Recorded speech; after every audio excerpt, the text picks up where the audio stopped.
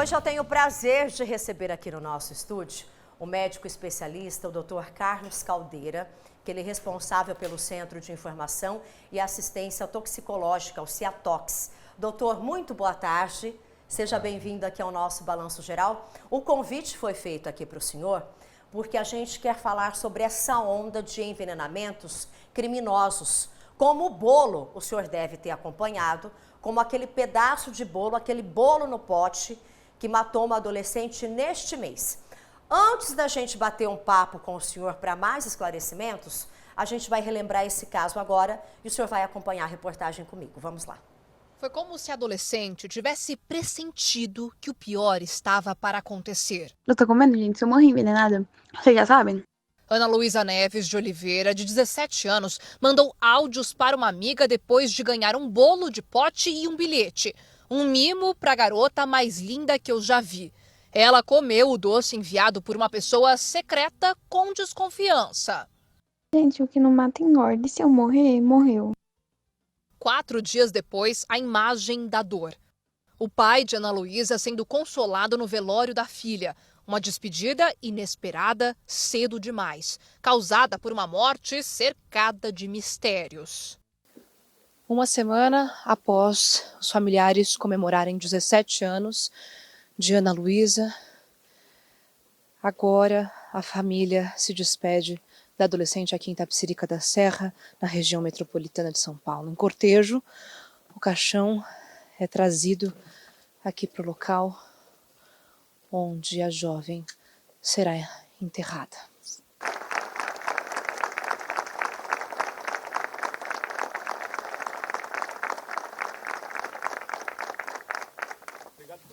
Silvio, pai de Ana Luísa, agradece e faz um alerta.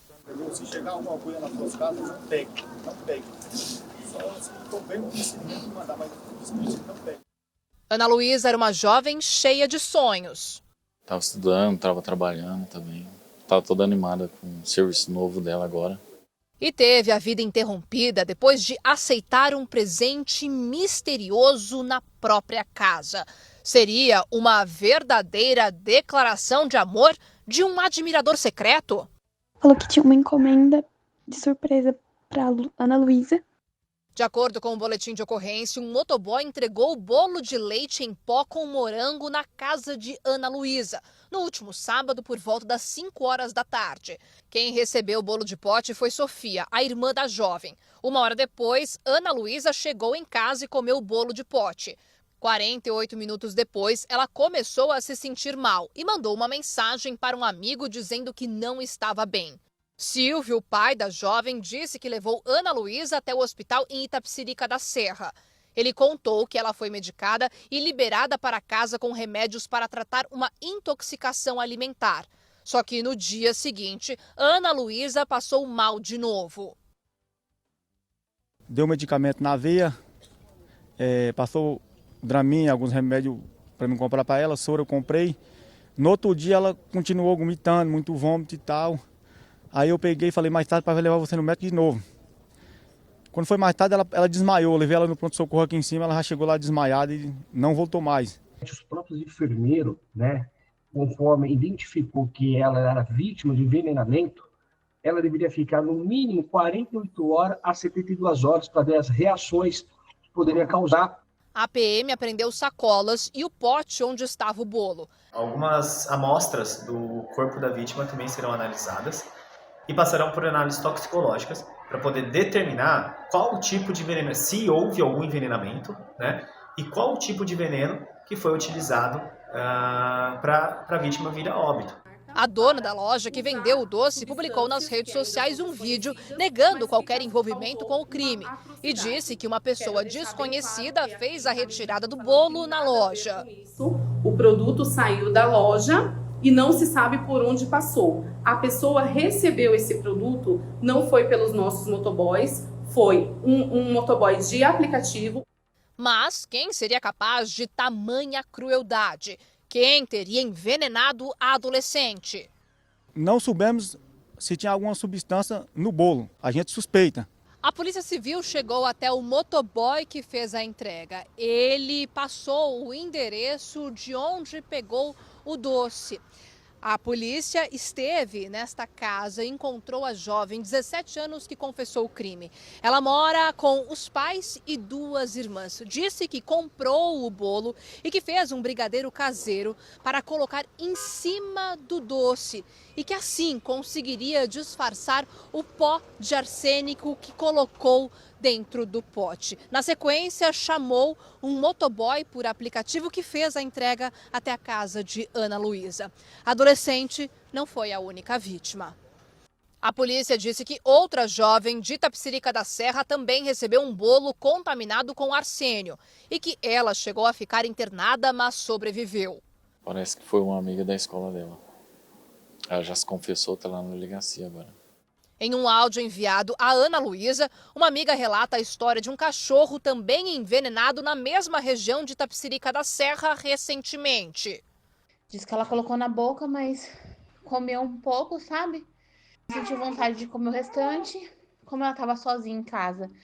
E ela não para em casa, e a cachorra dela estava sem comida, ela deu a comida para a cachorra dela comer.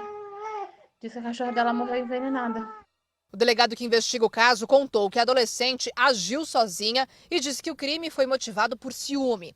A jovem alega que Ana Luísa e as outras vítimas tinham saído com o namorado dela. Mas a Luísa não tinha namorado, não ficava se envolvendo com o pessoal, ela só queria estudar. Foi mais por ela ser bonita, sabe? O caso foi registrado como morte suspeita na Delegacia Central de Itapecerica da Serra. Exames periciais foram solicitados junto ao Instituto Médico Legal. Agora, a família de Ana Luísa espera que a culpada pague pelo que fez. Minha filha não merecia isso, uma pessoa do bem, não tinha visto nenhum, não mexia com ninguém, de trabalhadeira. Que história triste, doutor. A gente lamenta aí muito, né? Nossos sentimentos mais uma vez aí para todos os familiares. Inocência dessa jovem também, porque recebeu lá o alimento, acabou comendo, não deveria ter feito isso de maneira alguma. Mas, doutor, agradecendo mais uma vez a sua participação aqui, quais são os primeiros sinais de envenenamento? Como a gente percebe isso? Como se nota que tem algo de errado depois que você teria ingerido um alimento aí com algum tipo de veneno, com algum tipo de substância? Bom, depende do tipo de veneno, você vai apresentar uma manifestação clínica ou outra. Quando você ingere a substância, uma das coisas principais é realmente ter um quadro de que lembra muito uma intoxicação alimentar qualquer, com náuseas, vômitos, diarreia, no caso específico desse veneno que foi ingerido pela jovem, a manifestação principal é uma diarreia muito importante. E não é fácil, porque ninguém imagina, né, que isso vai acontecer, né? E como ela ingeriu um produto que não sabia a origem, poderia estar estragado simplesmente. Não precisaria ser um caso de envenenamento por uma substância tóxica. Poderia ser por um mal condicionado, uma intoxicação simples. E realmente, nessa situação, é muito difícil fazer o diagnóstico. E o tratamento que foi feito foi um tratamento para qualquer intoxicação. Outras substâncias podem trazer outras manifestações clínicas, né, como falta de ar, mas o principal, sem dúvida, quando ingerem a substância, é do trato gastrointestinal. Realmente a náusea, vômito, diarreia, cólicas, né, esse tipo de coisa. Doutor, o senhor comentou que cada substância, cada veneno, provoca um tipo de reação no organismo. É claro que não dá para a gente imaginar que a gente foi envenenado, né? Nunca você vai pensar que isso vai acontecer com você. Nós já mostramos alguns casos também no nosso jornalismo de envenenamento por chumbinho. Isso acontece também. Esse veneno também provoca o mesmo tipo de reação, como se fosse uma intoxicação, ou é diferente? Não, por coincidência, também a manifestação inicial do chumbinho é um quadro realmente de muita cólica, muita diarreia. É uma coincidência, é um veneno completamente diferente. E o chumbinho, sim, ele é muito mais frequente, a despeito dele estar proibido de ser comercializado e fabricado desde 2012, exatamente porque assim, culturalmente, né, no nosso país se utiliza muito como tentativas de suicídio, de homicídio, até às vezes de envenenamento de animais, né? E mesmo assim ainda existe em vários lugares, a gente viu recentemente um caso desses. Especificamente no chumbinho, além dessas manifestações, ele apresenta outros distúrbios, como falta de ar, uma sudorese muito grande, que deixa quase que é um quadro muito clássico, porque é muito mais comum. Mas tem outras substâncias extremamente perigosas que a gente não tem contato. Para vocês terem uma ideia, eu que lido com esse tipo de pacientes há muitos anos, é o primeiro caso em 30 anos que eu vejo relatado e nem foi comigo, né? Quer dizer, o segundo caso, teve o caso também do Rio Grande do Sul, né?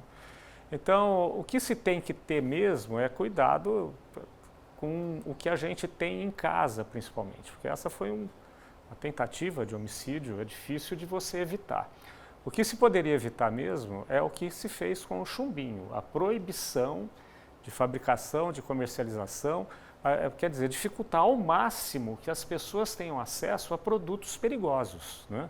E isso acontece, inclusive, na casa da gente. Muita gente tem produtos extremamente perigosos, como, por exemplo, soda cáustica. Eu ia perguntar isso. Quais são os produtos, até de limpeza, doutor, exato, que a gente tem em casa e que você tem que deixar longe, principalmente do alcance das crianças? Exatamente. Então, a gente vê que, em primeiro lugar, não é para ter, certo? Produtos perigosos não se deve ter em casa porque, em algum momento, isso pode virar um acidente.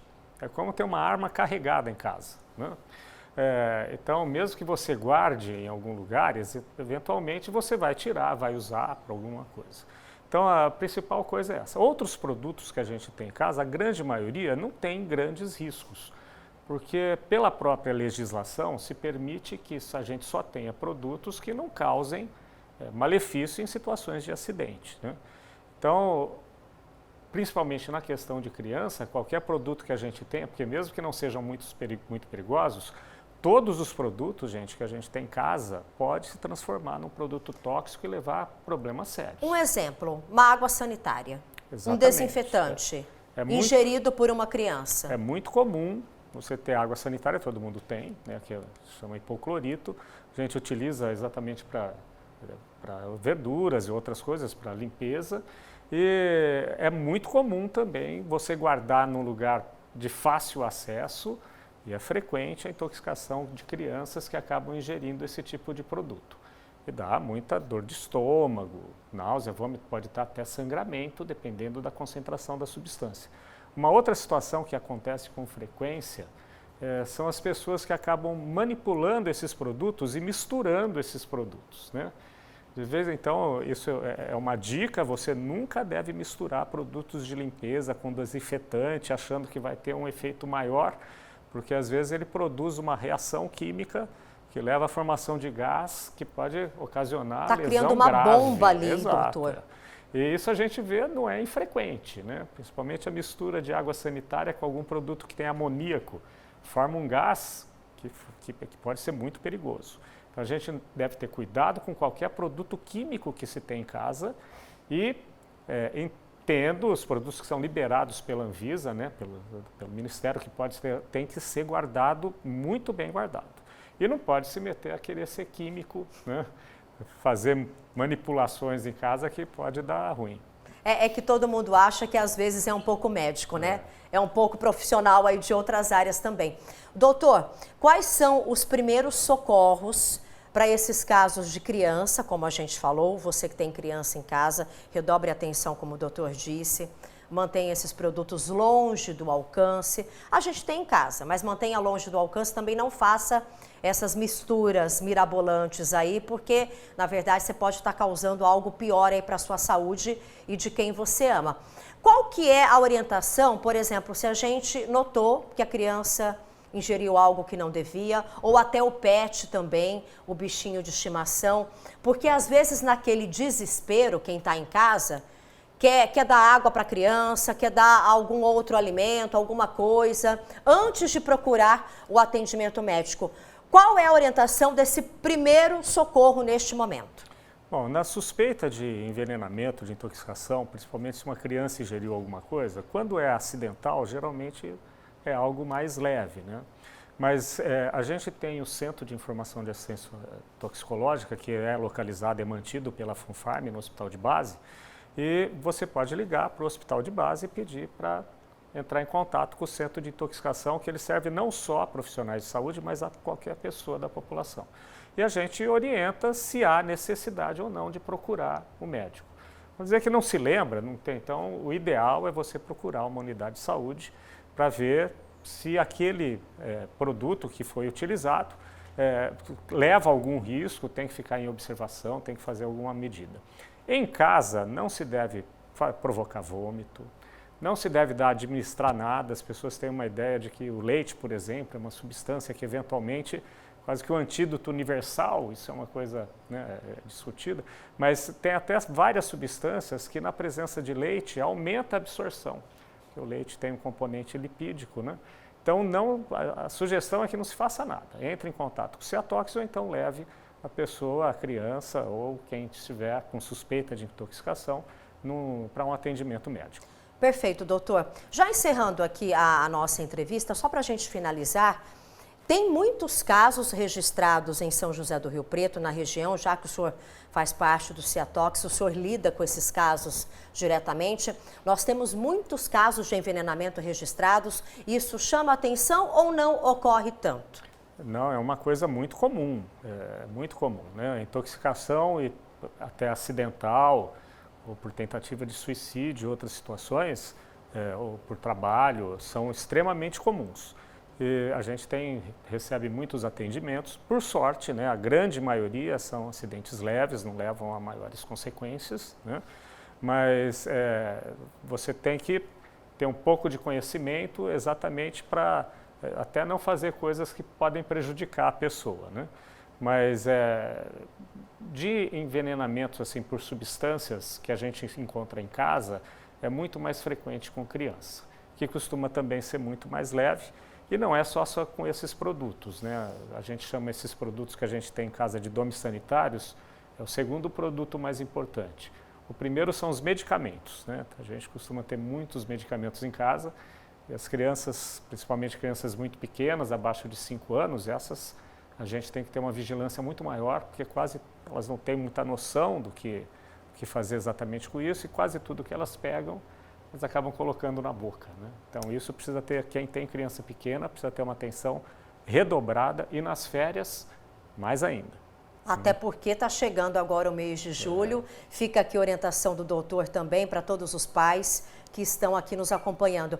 E qualquer dúvida também, como o doutor disse, tem o Ciatox, que está à disposição. É só ligar no Hospital de Base de São José do Rio Preto, doutor. E solicitar o Ciatox. Muito obrigada. Obrigada, doutor. Bom feriado aí para o senhor. Obrigada pela participação aqui no nosso Balanço Geral. Esse foi o nosso quadro Fala do Especialista de hoje.